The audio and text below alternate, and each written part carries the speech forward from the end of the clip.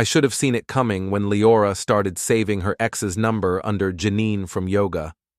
But like most men who think they're smarter than they actually are, I convinced myself I was paranoid.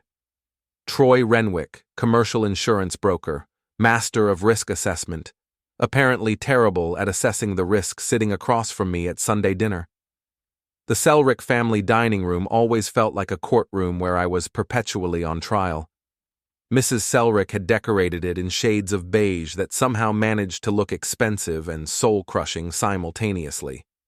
Tonight, the mahogany table gleamed under the chandelier as Liora's mother served her famous pot roast, famous because she never let anyone forget how much the organic beef cost. "Troy, dear, you look tired," Mrs. Selrick said, her voice dripping with the kind of concern that felt more like an accusation. "Are you getting enough sleep? Liora mentioned you've been working late." I hadn't been working late. I'd been sitting in my home office listening to my wife giggle into her phone in the hallway, watching her pace back and forth like a teenager with her first crush. The irony wasn't lost on me. She was acting like a teenager, just not with her husband. "Business is good," I replied, cutting into the overpriced meat. "Insurance never sleeps." Liora barely looked up from her phone. My beautiful wife, with her perfectly styled auburn hair and designer dress that cost more than most people's rent, was typing furiously. Her manicured nails clicked against the screen in a rhythm that had become the soundtrack to our marriage's final march. "Liora, put that away," her father said mildly. Mr. Selrick was a gentleman who'd spent 30 years being slowly eroded by his wife's ambitions and his daughter's entitlement. "It's work, Dad. A client emergency." She didn't even bother to make the lie convincing. Kiera, Liora's younger sister, shot me a look across the table. At 32, Kiera had inherited the family's striking features, but somehow missed the gene for casual cruelty. Her dark eyes held sympathy, and something else I'd been trying not to notice for months. "What kind of emergency requires that much texting?" Kiera asked. "Did someone's throw pillows spontaneously combust?" Liora's interior styling business was successful, I'll give her that. She had a gift for making spaces look like magazine spreads, beautiful, cold, and completely devoid of warmth. Much like our marriage. "You wouldn't understand," Liora snapped. "Some of us have demanding careers." The dig was aimed at Kiera, who ran a small but thriving wedding planning business. But it hit me too, because apparently selling commercial insurance policies to mid-sized businesses wasn't demanding enough for my wife's refined sensibilities. Mrs. Selrick cleared her throat. "Speaking of careers, Liora, didn't you mention running into Joel Bannon last week? Such a successful young man. That real estate development company of his is doing wonderfully." My fork stopped halfway to my mouth. Joel Bannon, the ex-boyfriend who'd somehow become a regular topic of conversation in recent months. The same Joel whose name appeared in Liora's phone as Janine from yoga. "Oh yes," Liora said, suddenly animated. "Joel's doing amazing. His new project downtown is going to be incredible. Luxury condos with smart home integration. He's always been so ambitious." She said it with the kind of breathless admiration she used to reserve for me. Used to, being the operative phrase. "Didn't you two date for quite a while?" Mrs. Selrick continued, as if she didn't already know every detail of her daughter's romantic history. 3 years, Liora said dreamily. He was intense, passionate about everything he did. I took a large gulp of wine. The subtext was clear. Unlike her boring insurance broker husband, who was apparently passionate about nothing more exciting than liability coverage and deductibles. "Why did you break up?" Mr. Selrick asked innocently. Poor man probably thought he was making normal dinner conversation. Liora's phone buzzed. She glanced at it, and her face lit up like Christmas morning. "Oh, he was just too unpredictable. Always wanting to take risks, try new things. I wasn't ready for that level of excitement." But apparently, she was ready now. "Liora," I said quietly, "your phone." She looked at me like I'd just suggested she donate a kidney. This is important, Troy. More important than family dinner? Some things are more important than pot roast and small talk. The silence that followed was deafening. Mrs. Selrick's mouth formed a perfect O of shock. Mr. Selrick studied his plate like it contained the secrets of the universe. Kiera stared at her sister with undisguised disgust, but Liora wasn't done. She never was. "You know what?" she said, setting down her phone with theatrical precision. "Since we're all being so honest tonight, I might as well share something." My stomach dropped. In my line of work, I'd learned to recognize the moment when everything was about to go catastrophically wrong. This was that moment. Liora looked directly at me, her blue eyes cold as winter lake ice. "Joel called me last week. We talked for hours. It was refreshing. Talking to someone who still has dreams, who isn't content to just coast through life selling insurance policies to strip mall owners." "Liora," Kiera warned. "No, let me finish." Leora's voice was calm, controlled, and utterly devastating. "I've been thinking a lot lately about choices, about settling versus thriving, about whether security is worth sacrificing passion." She paused, letting her words sink in like poison into an open wound. "And I've realized something important." She smiled, the kind of smile that belonged on a shark. "If my ex calls, I'm going back."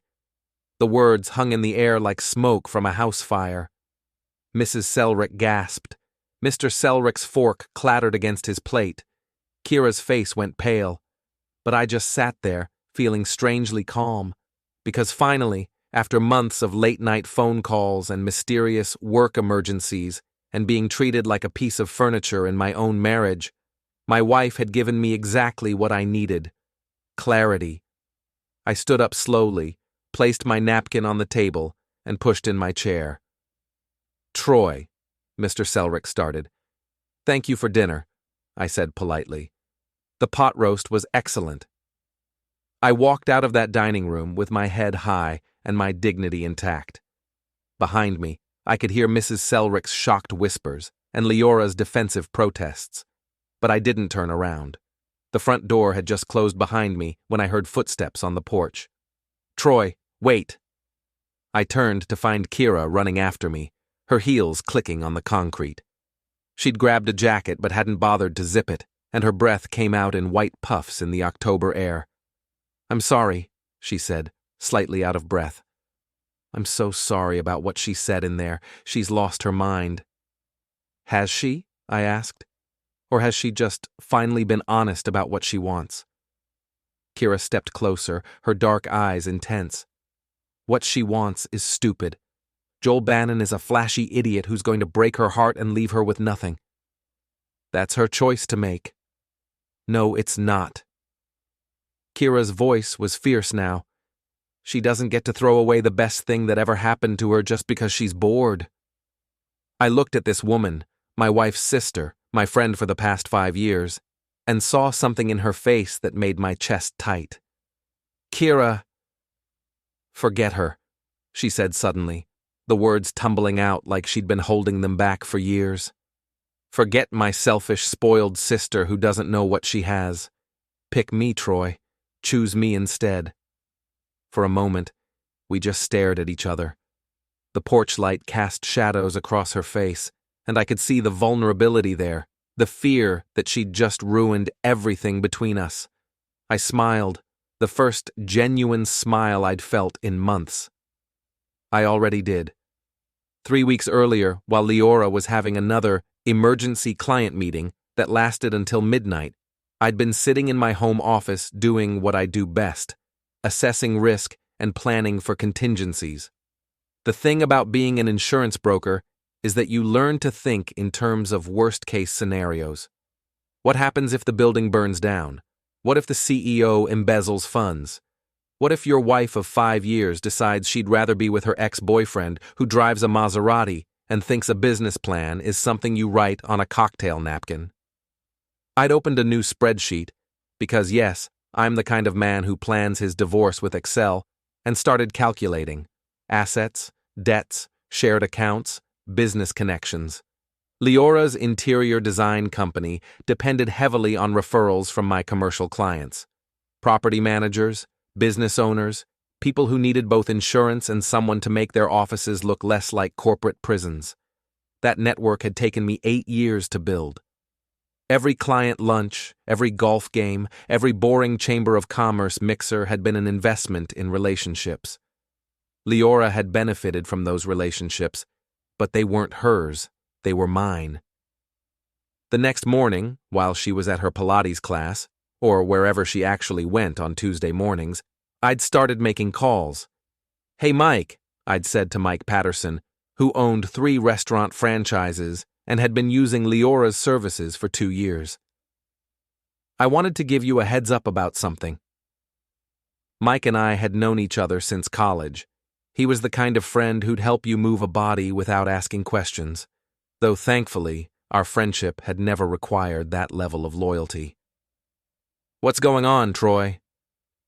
"Liora and I are having some marital difficulties. I can't go into details, but I wanted you to know that it might affect her business focus in the coming months." It wasn't a lie. It was just strategic truth-telling. "Shit, man. I'm sorry to hear that." "Thanks. I'm hoping we can work things out, but I thought you should know. If you need design work done, I can recommend some other people." By the end of that week, I'd had similar conversations with 12 clients. I didn't badmouth Liora. I didn't have to. I just planted seeds of doubt about her reliability and offered alternatives. The apartment hunting had been easier than expected. Chicago's rental market was competitive, but I had good credit and steady income. I'd found a place in Lincoln Park, a high-rise with floor-to-ceiling windows and a view of the lake. It was smaller than our house in Winnetka, but it was mine. The financial separation had been methodical. I'd moved money from our joint accounts to individual ones, careful to take only what was legally mine. I'd updated beneficiaries on my life insurance policies, removed Liora from my credit cards, and changed the passwords on accounts she'd never bothered to learn anyway. The whole process had taken 3 weeks. 3 weeks of careful planning while my wife texted her ex-boyfriend and complained about my lack of ambition. 3 weeks of watching her treat our marriage like an inconvenience, while I quietly dismantled the life we'd built together. The irony was that she never noticed. Liora was so absorbed in her rekindled romance that she didn't see me transferring assets or notice that I was suddenly working late every night. Not because I had to, but because I was apartment hunting and meeting with divorce attorneys. She did notice when the papers were served. I'd arranged for the process server to find her at her design studio on Wednesday morning. I wanted witnesses, her employees, maybe a client or two. I wanted her to feel the same public humiliation she'd subjected me to at her family's dinner table. My phone rang at 10:47 a.m. "What the hell is this?" Liora's voice was shrill with panic. "Legal documents," I said calmly. "I assumed you could read." "You can't be serious. You're divorcing me because of what I said at dinner?" "I'm divorcing you because you're having an emotional affair with your ex-boyfriend and announced to your family that you're planning to leave me for him." The dinner was just the final confirmation. "It's not an affair. We're just talking about getting back together while you're married to me." There was silence on the other end of the line. I could picture her standing in her perfectly decorated office, surrounded by fabric samples and paint chips, trying to figure out how she'd lost control of the situation. "Troy, can we please talk about this? I was upset at dinner. I said things I didn't mean." "Which part didn't you mean? The part where you called me boring and unambitious, or the part where you said you'd go back to Joel if he asked?" We can work this out. We can go to counseling." "I don't want to work it out, Liora. I want a divorce." "But what about the house, the business, everything we've built together?" "You mean everything I've built that you've benefited from? Don't worry, you'll get your fair share. Probably more than fair, knowing Illinois divorce law." "This is insane. You're throwing away 5 years of marriage because of one dinner conversation?" I'm ending 5 years of marriage because you've been emotionally checked out for months and finally admitted you want someone else. I'm just saving us both the time and money of pretending otherwise. Another silence. Then, quietly, what about Kiera? What about her? She's going to hate me for this. Kiera's going to hate you because you humiliated your husband in front of your family and then acted surprised when there were consequences. But that's between you and her. Troy, please, can we at least meet and talk about this? Talk to my lawyer, his number's on the papers. I hung up and sat back in my office chair, looking out at the Chicago skyline. For the first time in months, I felt like I could breathe. My phone buzzed with a text from Kiera. Heard about the papers. Are you okay? I typed back, better than okay. Free. Her response came immediately. Good. She doesn't deserve you. And then, after a pause, I meant what I said on the porch. I stared at that message for a long time before responding. I know. We'll talk soon. Because the truth was, I had meant what I'd said too. I'd chosen Kiera, not romantically, not yet, but as an ally, as someone worth protecting in the chaos that was about to unfold. Liora had made her choice at that dinner table. Now it was time for everyone else to make theirs. The first casualty of war is always truth, but the second casualty is usually someone's pride. In this case, it was Joel Bannon's. I'd spent the weekend researching my wife's ex-boyfriend, and what I'd found was illuminating. Joel's real estate development company looked impressive on paper. Sleek website, professional headshots, testimonials from satisfied clients. But a deeper dive revealed some interesting details. 3 projects behind schedule, 2 lawsuits from investors, 1 very angry ex-wife who'd been posting some fascinating details about Joel's business practices on her Facebook page before her lawyer apparently told her to shut up. Monday morning, I put on my best suit, the charcoal gray Armani that Liora had picked out for me last Christmas, and drove to Joel's office in River North. The building was all glass and steel, the kind of place that screamed, "I'm successful," to anyone who didn't know that half the tenants were probably 3 months behind on rent. Joel Bannon Developments occupied the entire 15th floor, which seemed excessive for a company that employed maybe 12 people. The reception area was decorated in the same aggressively modern style that Liora favored. Lots of white leather and chrome, abstract art that looked like someone had sneezed paint onto canvas. "I'm here to see Joel Bannon," I told the receptionist, a young woman with purple hair and enough piercings to set off a metal detector. "Do you have an appointment?" "Tell him Troy Renwick is here, Leora's husband." Her eyes widened slightly. Apparently, my wife's romantic drama had been a topic of office conversation. 5 minutes later, Joel himself appeared in the lobby. He was exactly what I'd expected. 6'2", artificially white teeth, hair that had been professionally styled to look casually tousled. He wore a suit that probably cost more than my car payment, and a watch that definitely cost more than my car. "Troy," he said, with the kind of aggressive friendliness that politicians and used car salesmen perfected. "What a surprise. What brings you by?"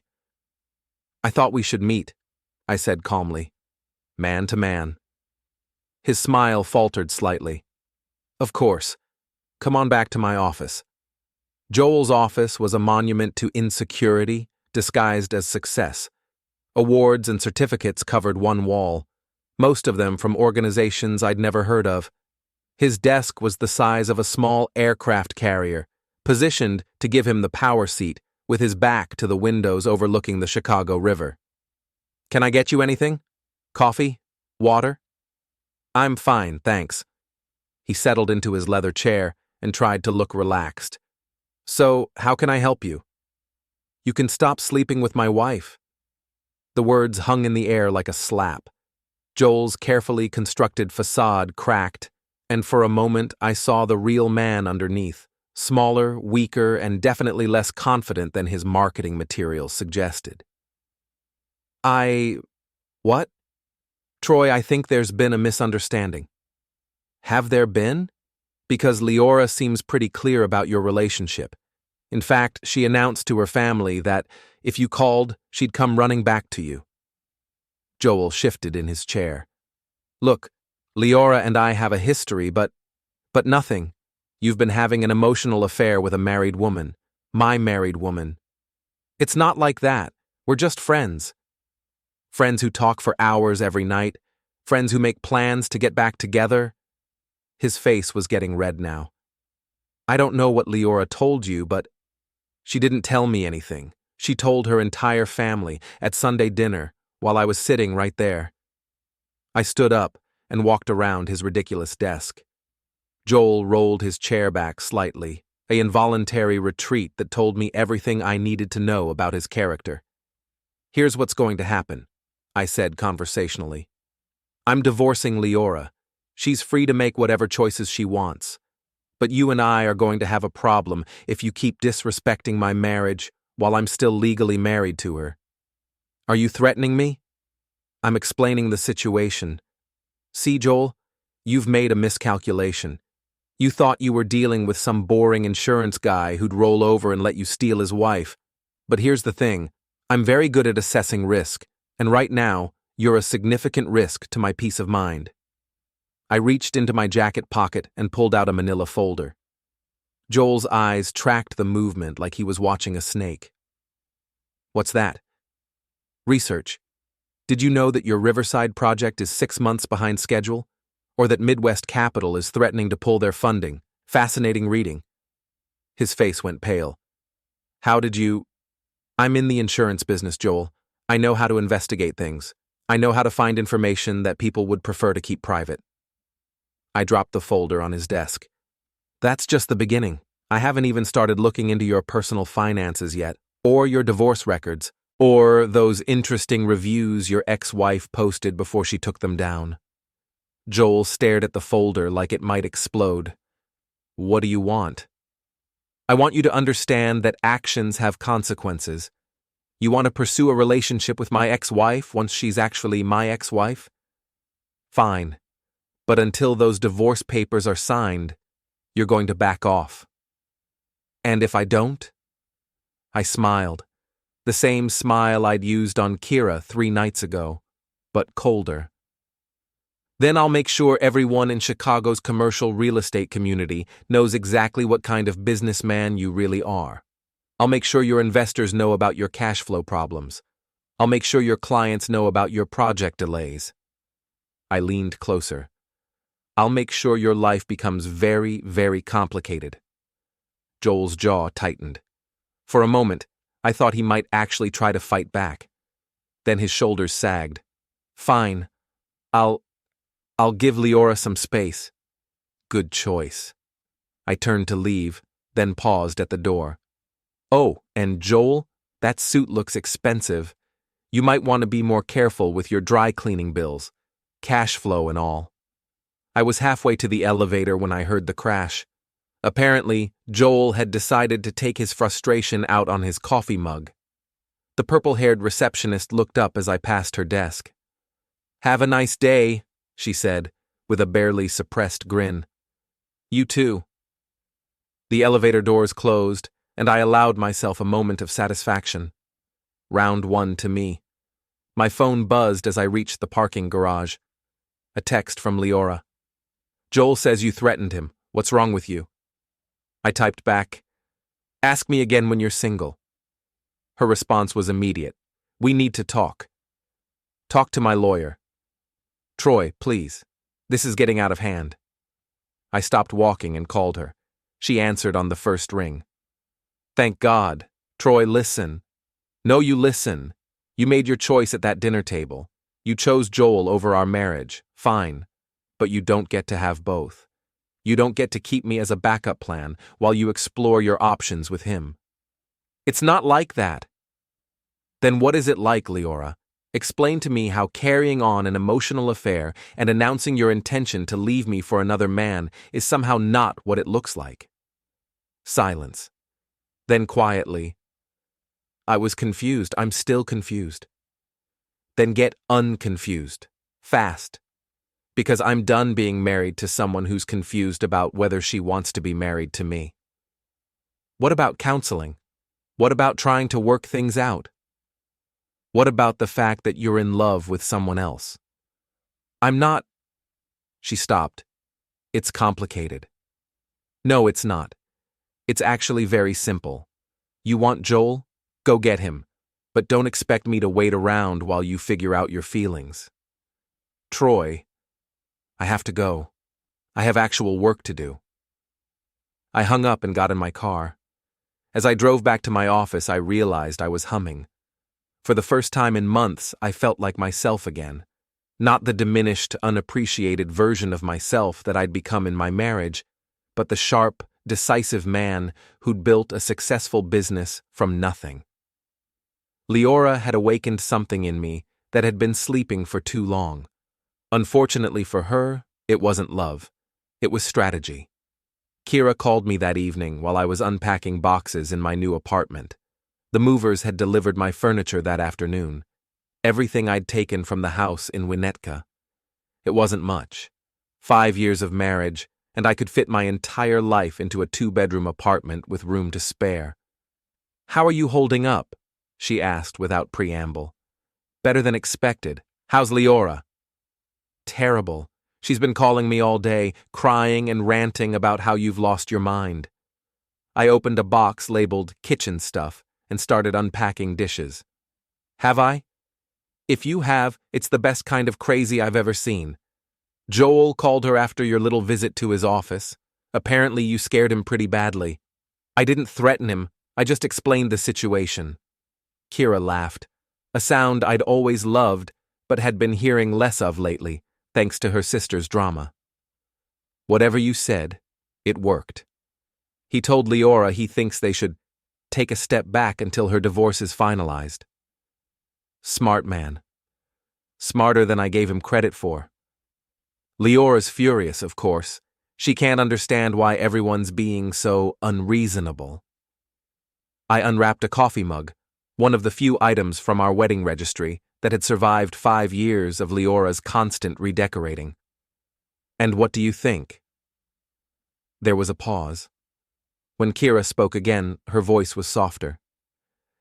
"I think you're the first person in years to call my sister on her behavior. And I think it's about time." "That's not what I expected you to say." "What did you expect?" "Family loyalty, sisterly support. Telling me I'm an asshole for breaking up your family's perfect facade." "Troy, my family's facade hasn't been perfect for years. We've all been enabling Liora's selfishness because it was easier than dealing with her tantrums when she didn't get her way." I stopped unpacking and sat down on my new couch, a leather sectional that Liora had hated because it was too masculine for our living room. "Including me?" "Especially you. You're the one who's been married to her." It was a fair point. I had enabled Liora's behavior, making excuses for her selfishness and pretending that her casual cruelty was just part of her personality. I'd told myself I was being a good husband, but really I'd been being a doormat. "So what happens now?" I asked. "Now you live your life, and Liora learns that actions have consequences." "And us?" Another pause. "What about us?" "You know what I mean." "Troy," Kiera's voice was careful. "What I said on the porch, you meant it. Yes, but you're still married to my sister, and you're going through a divorce, and this is all very complicated. It doesn't have to be complicated, doesn't it? I'm talking about potentially dating my sister's ex-husband. That's the definition of complicated." I could hear the conflict in her voice, wanting something but afraid to reach for it. I understood the feeling. "What if we took it slow?" I said. "What if we started as friends and saw where it went? We've been friends for 5 years. Different kind of friends. Friends who don't have to pretend we don't care about each other more than we should." Silence. Then, "She'll never forgive me." "Liora doesn't get to control your life. She made her choice. Now you get to make yours." "It's not that simple." "Why not?" Because what if this is just rebound? What if you're just angry at her and I'm convenient?" The question hit me harder than I'd expected. Was that what this was? Revenge against Liora disguised as feelings for her sister? I don't know, I said honestly. Maybe it started that way, but it's not that simple anymore. What do you mean? I mean, I've been thinking about you for months. Not as Liora's sister, not as a way to get back at her, but as yourself, as Kiera. Troy, I'm attracted to your kindness, your sense of humor, the way you actually listen when people talk instead of just waiting for your turn to speak, the way you treat people with respect even when they don't deserve it. Like you've been treating Liora, like you've been treating me, even when your sister was making it clear that she thought I was boring and beneath her. You never made me feel that way. I could hear her breathing on the other end of the line. This is crazy. Maybe, but I'm tired of playing it safe. I spent 5 years playing it safe with Liora, and where did it get me? It got you divorced. It got me free. Another long pause, then, I'm scared. Of what? Of everything. Of Liora's reaction, of my parents' reaction, of this not working out and losing you completely. You're not going to lose me, Kiera. Whatever happens between us romantically, you're not going to lose me as a friend. Promise? Promise. Okay, she said quietly. Okay, let's see what happens. Good. Are you free tomorrow night? Is that a date? It's dinner, between friends, who happen to be attracted to each other. She laughed. That's definitely a date. Then yes, it's a date. Where? Somewhere Liora would never go. I'm thinking that little Italian place in Andersonville. Giuseppe's? I love that place. I know. You mentioned it once, about 6 months ago. You said their tiramisu was better than closeness. You remembered that? I remember everything you've ever told me, Kiera. That's how I know this isn't just rebound. Silence. Then so quietly I almost missed it. I've been in love with you for 2 years. My heart stopped. What? I've been in love with you since that Christmas party at your house. You remember? Liora got food poisoning and spent the whole night in bed, so you hosted 20 people by yourself. You were so gracious and funny and kind, and I thought, this is what a good man looks like. I remembered that night. Liora had eaten bad sushi at lunch and spent the evening dramatically moaning about fading while I entertained her family and friends. Kiera had stayed late to help me clean up. Why didn't you say anything? Because you were married to my sister. Because I'm not the kind of person who breaks up marriages. Because I thought you were happy. I thought I was too. And now? Now I know the difference between being content and being happy. And I know that I want to be happy. With me, if you'll have me. She was quiet for so long that I thought the call had dropped. Then, 7 o'clock tomorrow? 7 o'clock. Troy? Yeah? Thank you. For what? For choosing me back.